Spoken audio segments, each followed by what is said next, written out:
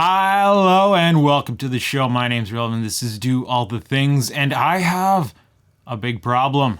The float switch broke off my 12-volt sump pump. It's the backup pump, but nevertheless, if like me, you live in a place with a relatively high and active water table, you know some pumps are serious business, so I gotta get fixing on this right away.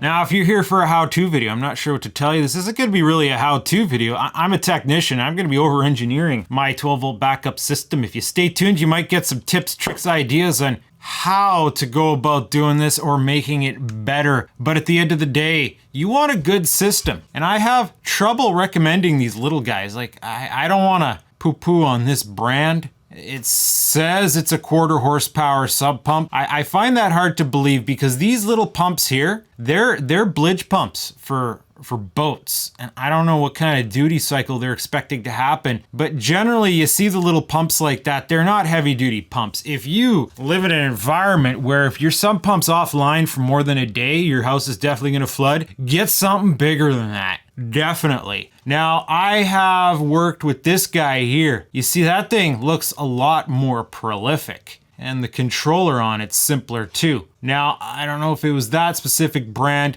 They have something very similar at Home Hardware if you're here in Canada. And I've worked with one of those before, and best I could tell, that guy will actually move some water like a real sump pump.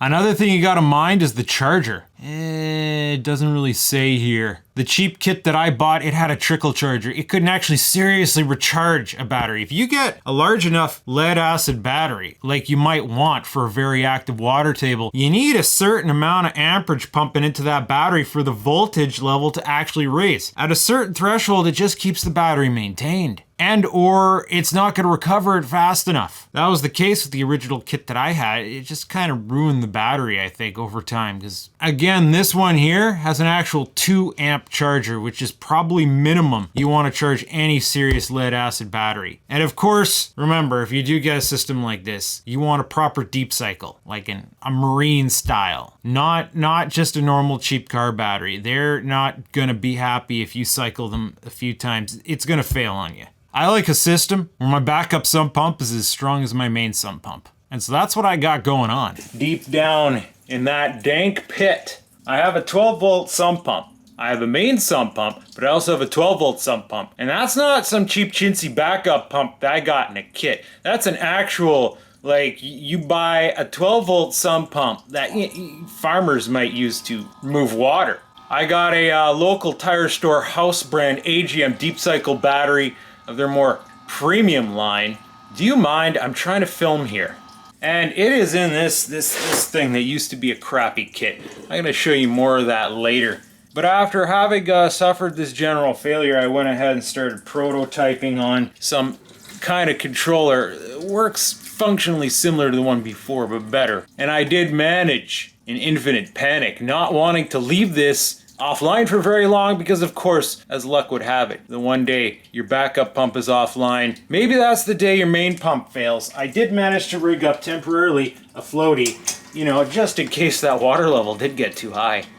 You probably can't see, but that water level is decreasing at a very rapid rate, at least in perspective to what a sump pump should be doing. It's probably time to do some maintenance on this guy. You know, you wanna, if you can, pull out your pumps every now and then and clean them. They accumulate a lot of crap, and that could seize them up and jam them up and clog them up over time. It's also very imperative that if you have a 12-volt sump pump and it is sitting in the actual water, you need to run it. You need to actually run it. Like, I run that pump for, you know, a couple times a week. I will actually set aside some time. I know I'm going to be around. I will disable the main pump and I will let the backup pump do all the work for a couple hours just to say it's getting some exercise. That keeps it from getting seized up and unclogged. That is what spelled the death of pumps in the past. Just sitting there, not doing anything. They don't like that. This thing is going to get hacked on in such a way to accommodate the 12-volt system, but not in the way that you think. Now, one trick I like to use, we have our check valve just a little bit above. So so that we can access it and switch out pumps relatively easily. Now in this circumstance, it doesn't matter if this leaks a little bit because it's just going to drip down into the pit. As long as the majority of what we need goes where we need it to be. So these barbs that I have will actually slip. This will allow me generally unthread this, because actually pulling that pipe off is very difficult. With my bucket! There's my bucket. Let's go. It's not this color. Get this old float. I had problems with the original float anyway, because it would like to slip down on me. Ugh. Look at all the ugh. Okay, this is pretty much wasted now. I'm not going to trust this wire for anything else ever again. Into the garbage. Oh, it's a little brown inside too. Oh, look at the guck. It builds up. From a tub, we got a pump and a tub.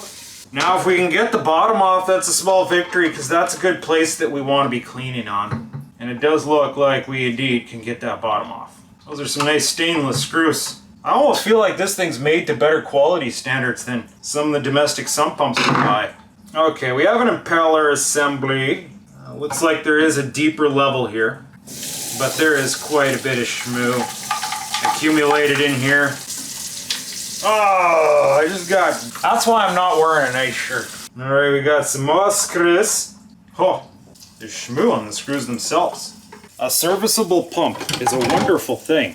Look at that, we got practically barnacles building up in there. And it looks like we got some screws here we could actually get into the pump itself. Question is, do I want to go that deep in there? Do I want to risk breaking open the sarcophagus that is this thing?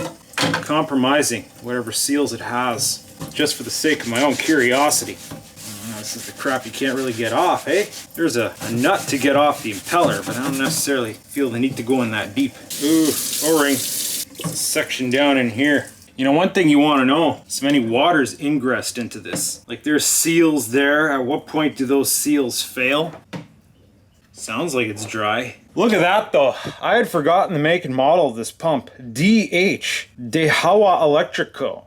I got it from Korea. I'm pretty sure this is made in Korea, or no, Taiwan? 110 liters a minute, 13 amps, 160 watts. Model DPW11012. 7 meters of head. Can I still get this? I'm trying to see if I can get more of this pump, because I've had this pump at least a decade now in that pit, and it's a good frickin' pump butt. I want to have another one on standby, because, you know, this thing, it can't last forever, right? Now, I'm not interested in cracking on this any further. There are 3 screws there in which we can open this, but again, I don't want to break open that sarcophagus. We obviously have a good quality seal here, and we don't have to worry about this thing screwing up on us for now. I don't want to compromise that seal. Oh, the curiosity is intense though. Now that it's reasonably de-schmoed, I'm going to leave it to dry on a bit while we go and start building our electronicals. I have GFCIs in my pumps for a reason, because they often can detect pump failure. Like literally, this is something I've been doing. I've been paying 20 years now. I've been trying to figure out how to make my house flood proof and different tips and tricks. And I found, you know, there was at one point when electrical code made us put GFCIs on our pumps because they're near water, but then that's exempt now. But at one point I noticed the GFCIs did fail, did start popping. We think, oh, GFCI sucks. Let's get rid of it. We put it in there, and no word of a lie, between 6 to 8 months later, the pump failed. Now, when we're talking a lifespan of 8 to 10 years out of a pump, 6 to 8 months is, it was on its last legs. So to have that GFCI fail like that to the point that I can't even reset it, that's suspicious. Is something going wrong with that pump? It's an older pump. My philosophy is, it doesn't matter whether your GFCI fails or your pump fails. If you don't have a backup or some way to deal with that, your house is gonna flood. Difference is, at least if a GFCI fails and you catch it on time, you can bypass it and get more service life out of your pump. So it's really a win-win situation to run your pump off a GFCI. That backup pump, DPW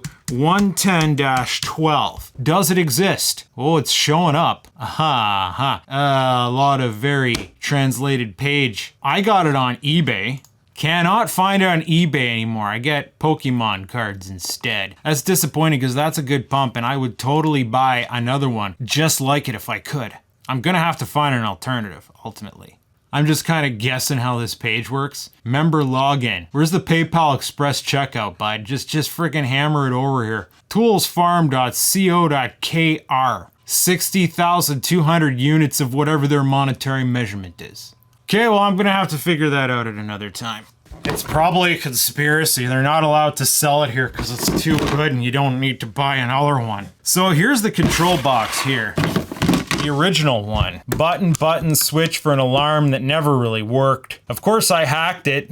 That's totally a 120 volt receptacle I used to plug in the pump because it had much higher current requirements than the original pump. The original trickle charger port was rewired to be a power output to trigger the alarm. So if this thing's running while the main sump has power, it would set off an alarm. I don't trust on this anymore. Well, maybe let's look on the inside and see what it has to say. Now, I will say one thing, the charger sucked, the pump sucked, but this controller, actually, it looks clean in here. Maybe I shouldn't just go and build a new controller. Maybe I should just keep using this thing.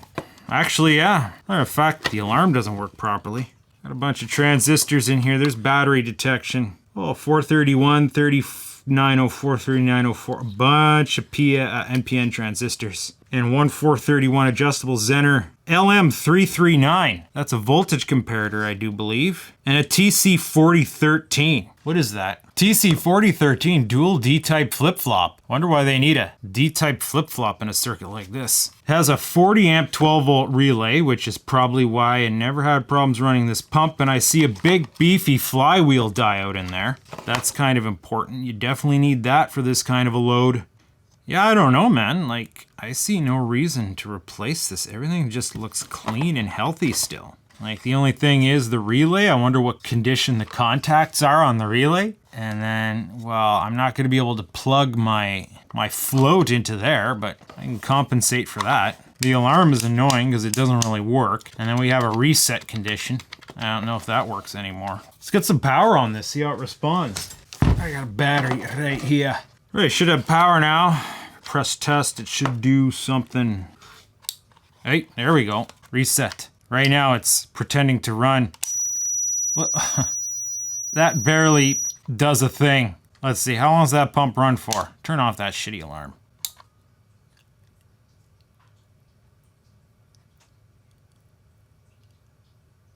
About 7 seconds. And then it pretty much lives with this light lit up.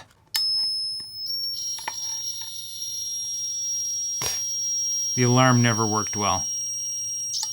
All right, well, after much deliberation, I can't imagine anything being wrong with this controller. It is so clean looking inside. I noticed the capacitors it has are 105C rated, so they're not Garbo. That instills a bit of confidence. And when testing on the relay, I'm in the impedance setting now. I'm gonna go ahead, connect it across the general contacts that it would be bridging. And when I test on it, I'm getting like, what is that? That's not a lot of impedance whatsoever. And then if we check voltage drop, like no voltage drop across that contacts, I'm gonna hammer this 10 ohm resistor into here, just kind of jam it into place in the power output. It's gonna get rather hot, but it's gonna put about 1.2 amps of load on that relay, and we're seeing 3.7 volts of drop. It's a 10 ohm resistor, we're expecting 1.2, 3.7 volts divided by 1.2 amps. That's about 3 ohms of resistance that relay is providing. Yeah, I'm just gonna go ahead and repair on this thing. I had planned to build a new controller. I came up with schematic here. You know, it's basically, we're just using a MOSFET, but I had this whole controller here for the test circuit that runs it for a few seconds, like the original circuit does. Had it all PCB'd out, ready to build. This is gonna be the ultimate flex, or is it gonna be a flex to go and just kind of sneeze out a replacement controller for this? I bought parts. Wasted money, but it's wasted more money. The bigger flex is to repair something, repair and repurpose. Let's see if we can do that. Now, what I do want to do, because this thing has age on it, this thing's old enough, it might be pre-ROS compliance. This might not be lead-free solder. That's basically about the only thing you would do to a good old circuit board, is redo the solder joints. All right, I've gone and done up all the new solder joints. Should be good for another who knows how many years, and it still appears to be working. It is tested. Wonder if that's gonna work any better. Part of me wants to straight up like disable some of the features of this that are useless, but whatever. However, this old sensor or float switch input is not going to do it for us anymore, so we have to tend to that now. Should just be able to spin that out. It will disconnect off here. Should anyway. There we go. Okay, so this is getting retired. We need a new way to connect a new float switch to that. I have been saving this connector assembly here for a rainy day. I wish I knew what style you called this. I can't really find it on DigiKey or Mouser at this time. Pretty sure it's generic and it's locking, so that's cool. I bought this to replace the power connector on the pump because like that 120 volt plug is not the correct power connector. But I do believe maybe there's quite just enough room to install it here. Maybe. Or maybe not. We might have to go in from the side. Well, we gotta drill a hole in there to find out anyway. What size hole are we looking at here, bud? 9/16ths. 9/16ths, bud? 9/16ths. Now, how far can we go without having to take the rest of it apart? Okay. Oh, it's snip and snip, right? Oh, this wire looks a bit gray. Hopefully it'll still take solder. Looks like it will. Alright, well, we'll randomly pick pins 1 and 2 here. Why not?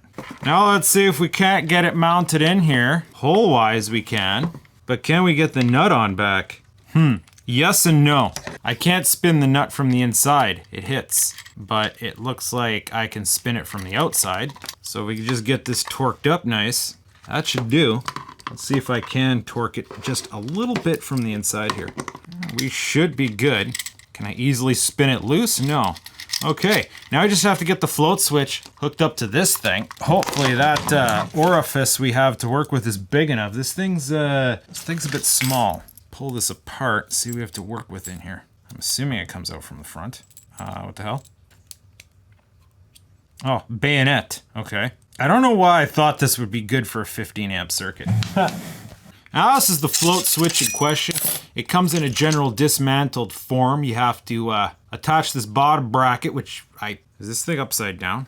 You put in this plastic shaft, you put in this little pin there, and this is a sealed unit and it has a magnet on the end of this shaft that as it goes up, it clicks on and off the switch.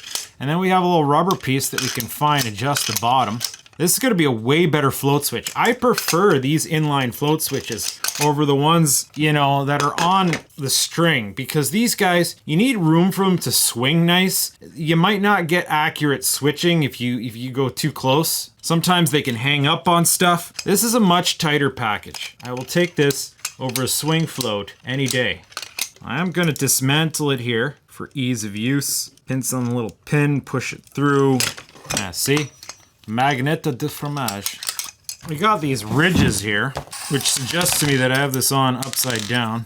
Well, either way, I need to work on the other end of this. It comes with 10 feet of cable. Do I need 10 feet of cable?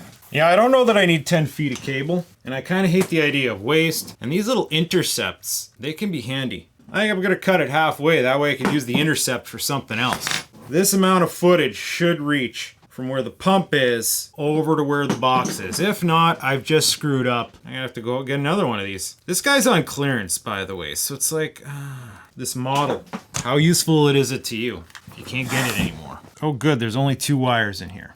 Now, if you're thinking of just getting one of these float switches and hooking a 12 volt pump up to it, the switch isn't rated for it. You can't just use an AC switch for high current DC load. Ideally, you want an automotive relay, and ideally that automotive relay needs a flyback diode and arc suppression, which is all what I was planning on doing with this thing. That stuff's going to be built into that controller box.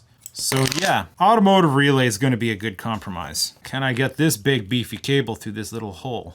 Oh boy, just. Ha. It's a tight fit, but it's going to be good. All right, soldered up to pins 1 and 2, just off camera here. All right, that looks decent. Relatively speaking, it's not going anywhere. Now I just have to get this reassembled. If we can, twist. Where's all our little screws for this? There it is. Now let's see if we'll get the little choke over top here. Oh yeah, just bud. Actually quite nicely. Looks like we're getting it all the way down clamped. Yeah, It looks like we're gonna be good. So now just another test on it. I guess we can put this all back together now. We can plug this back in, get the two larger screws, or bolt this guy back down. Are these the right size screws? No, those aren't the right screws. I almost broke this thing. I don't think those are the right screws either. What the hell? All right, bot, where's the screws that go into this thing? Ugh, these little dinky dongles. And those still bite reasonably well, so. Okay, so let's get it connected to power. One thing I like about this is it has a reverse polarity protection. If you accidentally hook the battery up backwards, my circuit could, hilarity could ensue in that same condition. So if we press test, okay, it clicks on. But now, if we plug in the float switch, so we get to our example. Ah, yep. And right now it's pumping, it's pumping, it's pumping, it's pumping, it's pumping, it's pumping, it pulls down and it clicks off, but there's a time delay. 6 seconds. All right. We're back in the saddle again. Now I just want to get this thing all assembled now. It still bugs me that I'm using a 120 volt plug for this. Like, it's my device and that can bear the load. You know, it's in the unfortunate incident where I am no longer here and someone takes over the house and then they don't know how to deal with this. That's the concern. If they think they can plug that pump into the wall, well, no, that's gonna be fun. Let's give this a quick cleaning and mucking out. I'm gonna get this bolted back onto here. These have reasonable bite too still. So it's like physically this guy's not even worn out either. All right. I think we're pretty much ready to go back to the pit and put this all back together. Just realized I had the wrong mic on for some of the earlier parts of the video. Well, anyway, we got the pump set up here and it is oriented just generally the way I believe I need it to be oriented. Now, the ring clamp, pipe clamp that it comes with is entirely too large. We needed to get a smaller one because I only have 1-inch pipe here. Now, this is gonna be nice. This guy's gonna stop, it's not gonna slip on me anymore like the old one did. It kept drifting down and I had triggering issues where it would kick on before the main pump, set off the alarm, yada, yada, yada. Wonder where we should orient this thing. It needs to be above the level of the other pump. Like that's pretty good right there. You're not sure until we actually install it though. Well, we're not gonna know until we sink her into the pits, so let's go see. All right, Monsieur Pump, go again. Sitting right, wait, is that the right spot? Oh, that would be about the right spot, and it is definitely too low. I don't know if that's a good spot for the float either. Let's try rotating this guy around.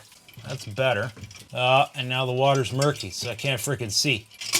Okay, well, either way, we gotta bring that float up, right? Murky water, muddy water. Oh yeah, it's higher now. Oh, can we get it connected? Ugh. Okay, got that out. Put that on there. Come on now. Now is it gonna sit nice? Uh-oh, it's floating. It's floating. Where is it? Actually, it might be okay right there. Need to get our wires hung. It's not sitting solidly. I don't like it. This is where we start to get to have fun. When we need to fine-tune, calibrate down in this messy muck pit. This float, oh wow. This float doesn't belong in there. It's gonna give it a little bit of a purge. All right, so I want this to sit like that's roughly where it used to be. Right there like that. Like it's just a little bit short, eh? Then we get our float in there at a higher level. This should be good like this actually, yes. Secure that down. All right, now we get to hook it up. I guess we'll slop this down back into its spot. We gotta go get the battery. Big box full of lead, bud. Big box full of lead. Get this battery connected. One of these contacts is a bit worn out. That's good. This battery terminal probably needs to be replaced, but it's good for now. If we go test, yes, we have clicky click. So this should go in here now, and then this should go in here now. And so now if we press test, yay! Sounds strong too. If I didn't mention already, I got a proper charger for this thing. A proper charger. 4 amp, 6 amp. Usually it's on 6 amp. Now this thing's been played with a bit, so it probably needs a little bit of a charge. There we go. We'll give it a few minutes. In the meantime, I'm gonna unplug the main sump. Oh, I just heard the switch for the main sump kick on. Now it's up to this guy. Oh, there it goes. It kicked off. And my flashlight's running down. The charger also kicks in whenever that runs, so while we have power, when we're testing the pump, the charger does a bit of the load. And that was click off. Now there's going to be a time delay. There we go. Frickin' perfect, bud. The only other thing left to test is the alarm functionality. So the original charger input got modified to a power output that I plug. Oh, geez, that's not very nice. I need to assure that's not going to pop out. Let's try it like that. But anyway, now if I test on this, the house should light up like a Christmas tree. Basically, if this thing runs while the main sump has power.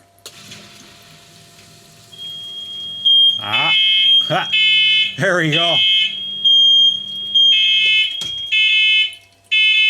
This essentially sends a low signal out to my in-house fire alarm system. So yeah, flood warning. And I think that's it. Crisis averted. Just gotta wait for this thing to charge up. I think when it's done charging, the light will indeed go green, saying that it's charged. Not that that matters. This red light's always on. Everything's back to normal. I can relax. This thing's fixed. Didn't cost me a heck of a lot of money. Had to buy a replacement float switch. Looks like I'm returning some parts that I bought to make a new control box for this, because I think I can trust on that control box for a bit longer now. This thing does have a lid, as crappy as it is.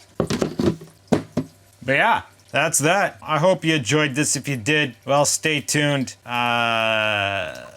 I don't have other stuff like this planned per se, but in the event that something goes wrong that's interesting, I'll film it, and maybe you can learn by osmosis some of the stuff that I know how to do. At least with a sump system, I've put a lot of time and thought into this, so I definitely have something to offer there. The rest of it, I don't know. It's up for philosophical debate, but yeah, see you later.